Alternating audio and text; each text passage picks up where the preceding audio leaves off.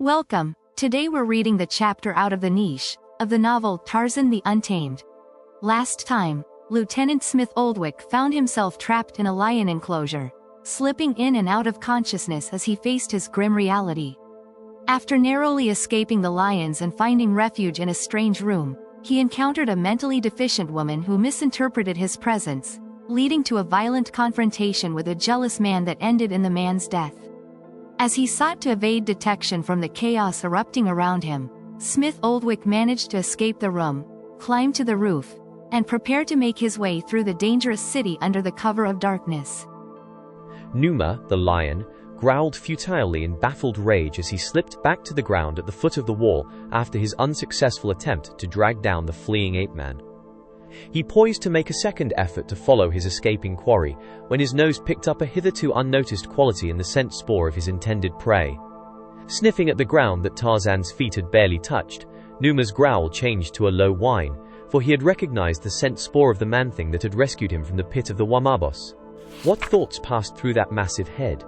Who may say? But now, there was no indication of baffled rage as the great lion turned and moved majestically eastward along the wall. At the eastern end of the city he turned toward the south, continuing his way to the south side of the wall, along which were the pens and corrals where the herbivorous flocks were fattened for the herds of domesticated lions within the city. The great black lions of the forest fed with almost equal impartiality upon the flesh of the grass-eaters and man. Like Numa of the pit, they occasionally made excursions across the desert to the fertile valley of the Wamabos, but principally they took their toll of meat from the herds of the walled city of Herog, the Mad King, or seized upon some of his luckless subjects. Numa of the pit was in some respects an exception to the rule which guided his fellows of the forest, in that as a cub he had been trapped and carried into the city, where he was kept for breeding purposes, only to escape in his second year. They had tried to teach him in the city of maniacs that he must not eat the flesh of man, and the result of their schooling was that only when aroused to anger or upon that one occasion that he had been impelled by the pangs of hunger, did he ever attack man. The animal corrals of the maniacs are protected by an outer wall or palisade of upright logs, the lower ends of which are embedded in the ground, the logs themselves being placed as close together as possible, and further reinforced and bound together by with goranes. At intervals, there are gates through which the flocks are turned onto the grazing land south of the city during the daytime. It is at such times that the black lions of the forest take their greatest toll from the herds, and it is infrequent that a lion attempts to enter the corrals at night. But Numa of the pit, having scented the spoor of his benefactor, was minded again to pass into the walled city, and with that idea in his cunning brain he crept stealthily along the outer side of the palisade, testing each gateway with a padded foot until at last he discovered one which seemed insecurely fastened. Lowering his great head, he pressed against the gate, surging forward with all the weight of his huge body and the strength of his giant sinews. One mighty effort, and Numa was within the corral.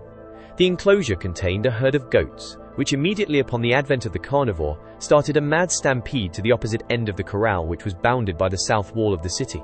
Numa had been within such a corral as this before, so that he knew that somewhere in the wall was a small door through which the goatherd might pass from the city to his flock. Toward this door he made his way, whether by plan or accident it is difficult to say, though in the light of ensuing events it seems possible that the former was the case. To reach the gate he must pass directly through the herd which had huddled affrightedly close to the opening, so that once again there was a furious rush of hoofs as Numa strode quickly to the side of the portal. If Numa had planned, he had planned well, for scarcely had he reached his position when the door opened and a herder's head was projected into the enclosure, the fellow evidently seeking an explanation of the disturbance among his flock. Possibly he discovered the cause of the commotion, but it is doubtful, for it was dark and the great, taloned paw that reached up and struck downward a mighty blow that almost severed his head from his body, moved so quickly and silently that the man was dead within a fraction of a second from the moment that he opened the door, and then Numa, knowing now his way, passed through the wall into the dimly lighted streets of the city beyond. Smith Oldwick's first thought when he was accosted by the figure in the yellow tunic of a soldier was to shoot the man dead and trust to his legs and the dimly lighted, winding streets to permit his escape, for he knew that to be accosted was equivalent to recapture since no inhabitant of this weird city but would recognize him as an alien. It would be a simple thing to shoot the man from the pocket where the pistol lay without drawing the weapon, and with this purpose in mind the Englishman slipped his hands into the side pocket of his blouse, but simultaneously with this action his wrist was seized in a powerful grasp, and a low voice whispered in English, "Lieutenant, it is I, Tarzan of the Apes." The relief from the nervous strain under which he had been laboring for so long left Smith Oldwick suddenly as weak as a babe, so that he was forced to grasp the ape-man's arm for support, and when he found his voice, all he could do was to repeat, "You? You? I thought you were dead." "No, not dead," replied Tarzan, "and I see that you are not either. But how about the girl?" "I haven't seen her," replied the Englishman, "since we were brought here.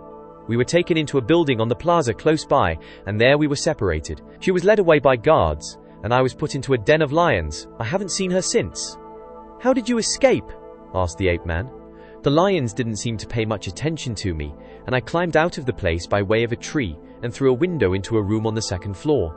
Had a little scrimmage there with a fellow and was hidden by one of their women in a hole in the wall. The loony thing then betrayed me to another bounder who happened in Kidja, but I found a way out and up onto the roof where I have been for quite some time now, waiting for a chance to get down into the street without being seen. That's all I know, but I haven't the slightest idea in the world where to look for Miss Kircher." "Where were you going now?" asked Tarzan. Smith Oldwick hesitated. Well, I couldn't do anything here alone, and I was going to try to get out of the city and in some way reach the British forces east and bring help." "You couldn't do it," said Tarzan. "Even if you got through the forest alive, you could never cross the desert country without food or water." "What shall we do then?" asked the Englishman. "We will see if we can find the girl," replied the ape-man. And then, as though he had forgotten the presence of the Englishman and was arguing to convince himself, "She may be a German and a spy, but she is a woman, a white woman. I can't leave her here." "But how are we going to find her?" asked the Englishman. "I have followed her this far," replied Tarzan, "and unless I am greatly mistaken, I can follow her still farther." "But I cannot accompany you in these clothes without exposing us both to detection and arrest," argued Smith Oldwick. "We will get you other clothes then," said Tarzan. "How?" asked the Englishman. "Go back to the roof beside the city wall where I entered," replied the ape-man with a grim smile, "and ask the naked dead man there how I got my disguise." Smith Oldwick looked quickly up at his companion. "I have it!" he exclaimed. "I know where there is a fellow who doesn't need his clothes anymore, and if we can get back on this roof, I think we can find him and get his apparel without much resistance. Only a girl and a young fellow whom we could easily surprise and overcome." "What do you mean?" asked Tarzan. "How do you know that the man doesn't need his clothes anymore?" "I know he doesn't need them," replied the Englishman, "because I killed him." "Oh!" exclaimed the ape-man. "I see.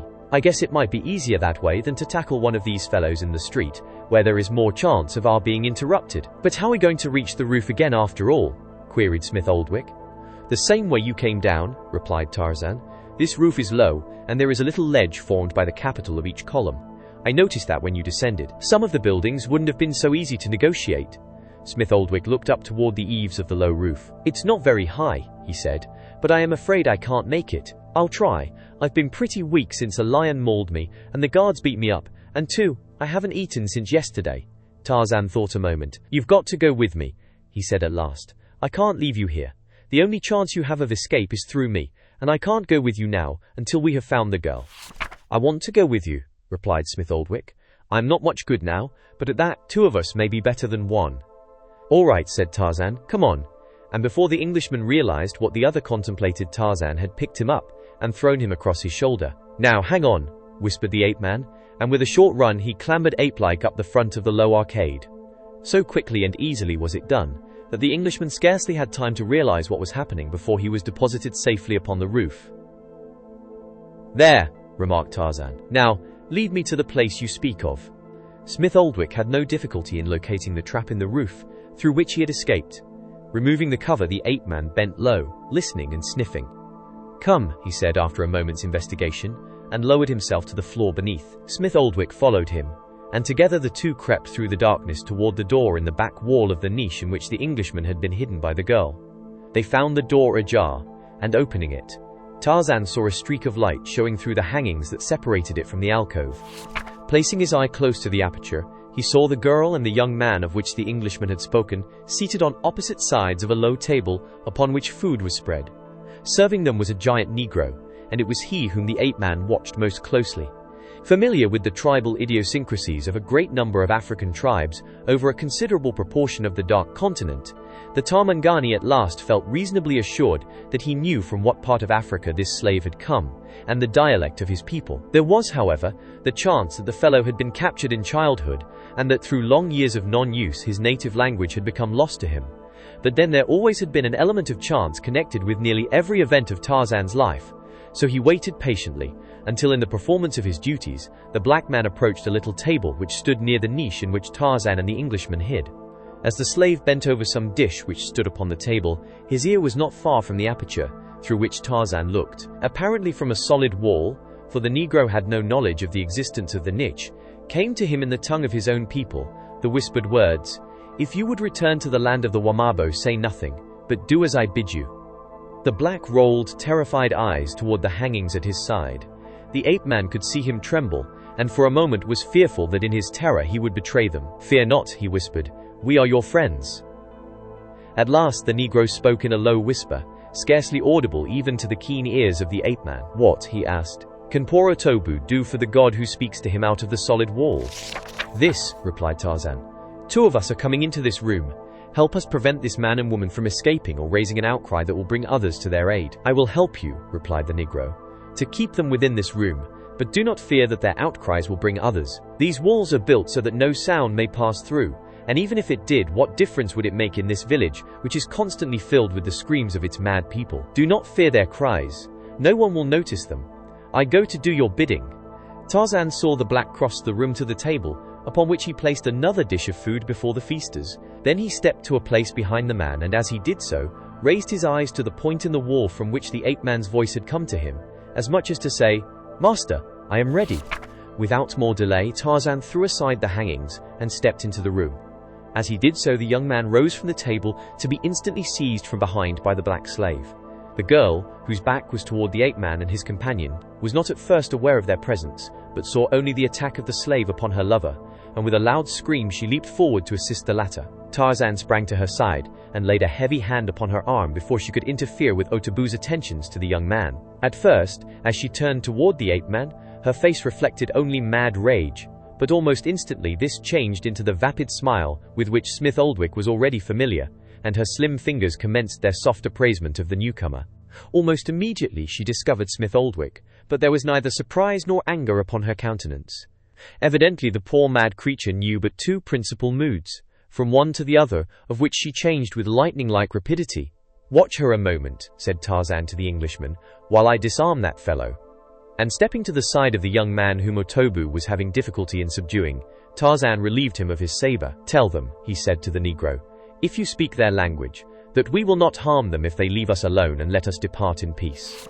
The black had been looking at Tarzan with wide eyes, evidently not comprehending how this god could appear in so material a form, and with the voice of a white BW Anna and the uniform of a warrior of this city to which he quite evidently did not belong. But nevertheless his first confidence in the voice that offered him freedom was not lessened, and he did as Tarzan bid him. "They want to know what you want," said Otobu, after he had spoken to the man and the girl. "Tell them that we want food for one thing," said Tarzan, "and something else that we know where to find in this room. Take the man's spear, Otobu. I see it leaning against the wall in the corner of the room. And you, Lieutenant, take his saber." And then again to Otobu, "I will watch the man while you go and bring forth that which is beneath the couch over against this wall," and Tarzan indicated the location of the piece of furniture.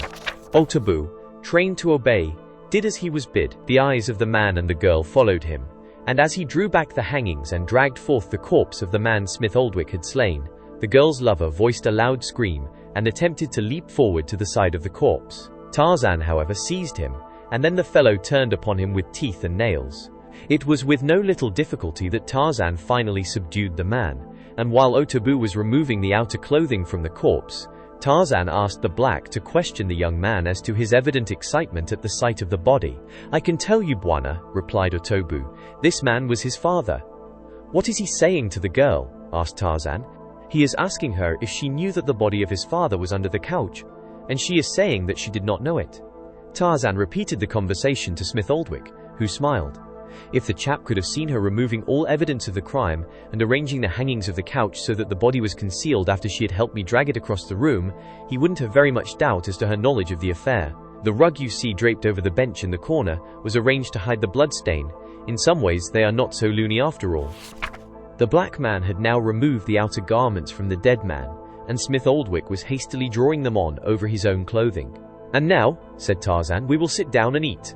One accomplishes little on an empty stomach." As they ate, the ape man attempted to carry on a conversation with the two natives through Otobu. He learned that they were in the palace, which had belonged to the dead man lying upon the floor beside them.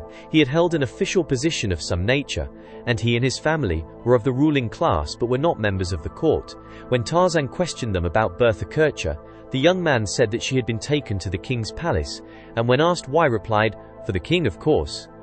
During the conversation, both the man and the girl appeared quite rational, even asking some questions as to the country from which their uninvited guests had come, and evidencing much surprise when informed that there was anything but waterless wastes beyond their own valley.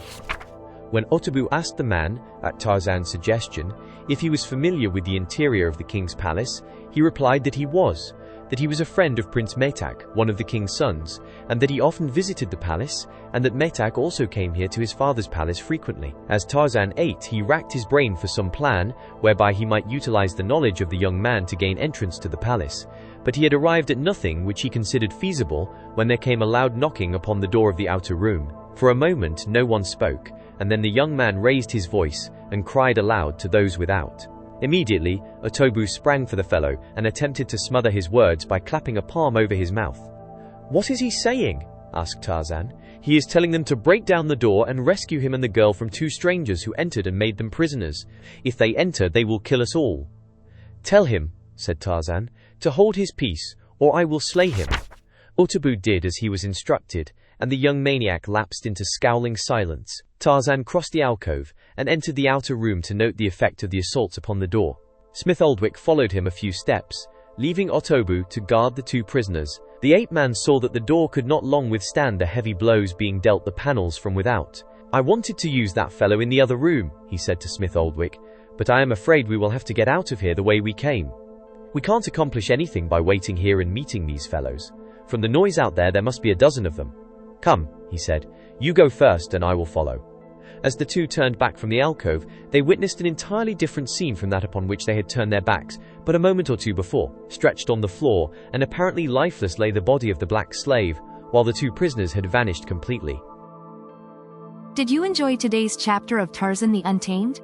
Why not subscribe and ring the bell?